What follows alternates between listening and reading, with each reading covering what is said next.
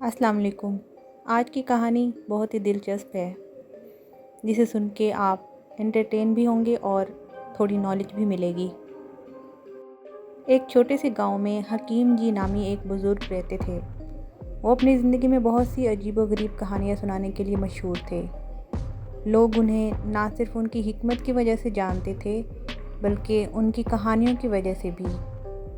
حکیم جی ہمیشہ کہتے تھے کہ دنیا میں کچھ چیزیں ایسی ہیں جن کا علم صرف بزرگوں کو ہوتا ہے اور انہیں دوسروں کے ساتھ بانٹنا ان کی ذمہ داری ہے۔ اس گاؤں میں ایک متوسط طبقے کا خاندان رہتا تھا جس کا نام خاندان رستم تھا۔ رستم، ان کی بیوی فاطمہ اور ان کے دو بچے سلیم اور مریم ہمیشہ مصروف رہتے تھے۔ وہ دونوں کام کاج میں اتنے مصروف رہتے کہ اکثر گھر خالی چھوڑ دیتے۔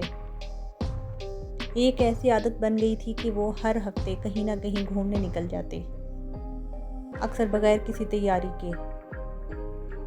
حکیم جی نے کئی بار انہیں سمجھانے کی کوشش کی، بچوں کبھی بھی گھر کو خالی مت چھوڑو، جنات کبھی بھی آپ کے گھر میں آ سکتے ہیں۔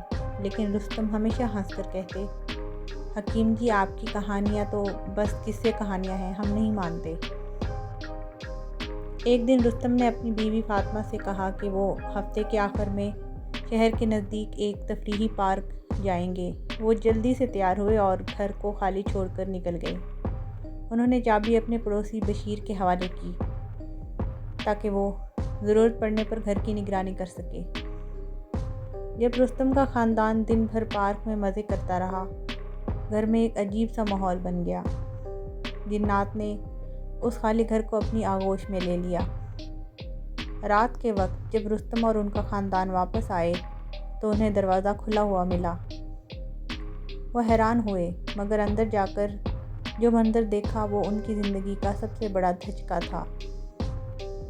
گھر کے اندر ہر چیز بدل چکی تھی۔ درختوں کی شاخیں ان کے کمرے میں پھیل گئی تھیں اور وہ جگہ جہاں کبھی کھانا پکایا جاتا تھا اب ایک بیس بال کے میدان میں تبدیل ہو چکی تھی۔ جنات ایک دوسرے کے ساتھ بیس بال کھیل رہے تھے۔ وہ جیتنے کے لیے پوری قوت لگا رہے تھے اور ان کی آوازیں گاؤں کی خاموشی کو چیر رہی تھیں۔ رستم اور ان کے بچے ڈرتے ڈرتے گھر کے اندر گئے۔ جنات نے انہیں دیکھا اور ایک لمحے کے لیے کھیل رکنا پڑا۔ جنات نے ہنستے ہوئے کہا، آخرکار گھر کے مالکان آ گئے، ہم نے تمہاری جگہ پر اپنا کھیل کا میدان بنا لیا ہے۔ رستم کی آنکھیں حیرت سے کھلی رہ گئیں۔ یہ کیا ہوا؟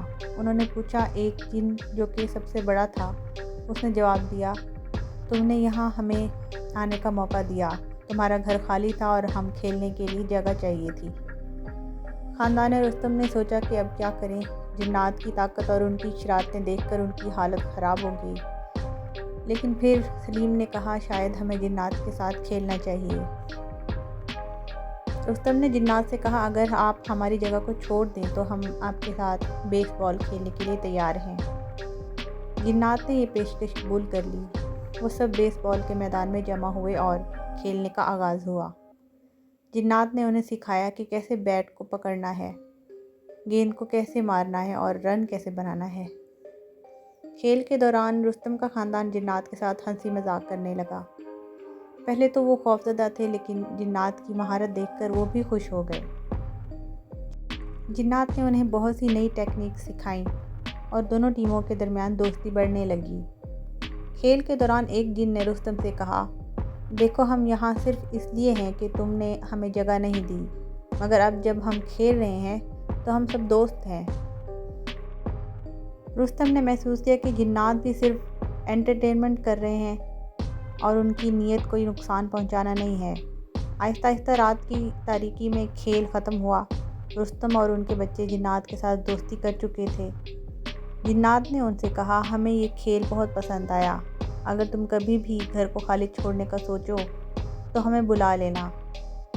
آخرکار جنات نے وعدہ کیا کہ وہ کبھی بھی ان کے گھر میں واپس نہیں آئیں گے، بشرطے کہ رستم اور ان کا خاندان اپنے گھر میں رہیں اور اپنی حفاظت کریں۔ جنات نے اپنی جگہ چھوڑنے سے پہلے رستم کو ایک نصیحت کی، ہم ہمیشہ تمہارے دوست رہیں گے، بس یاد رکھو کہ خالی گھر خطرہ بن سکتا ہے۔ جب جنات چلے گئے تو رستم، فاطمہ، سلیم اور مریم نے ایک دوسرے کو گلے لگا لیا۔ انہوں نے سیکھا کہ دوستی اور تعاون سے سب سے بڑی طاقت ہے، اور اب وہ کبھی بھی اپنے گھر کو خالی نہیں چھوڑیں گے۔ اس واقعے کے بعد خاندان رستم نے ہمیشہ اپنی زندگی کو نئے انداز سے گزارا۔ وہ گھر کے ماحول کو خوشگوار رکھنے کے لیے مل کر کام کرنے لگے،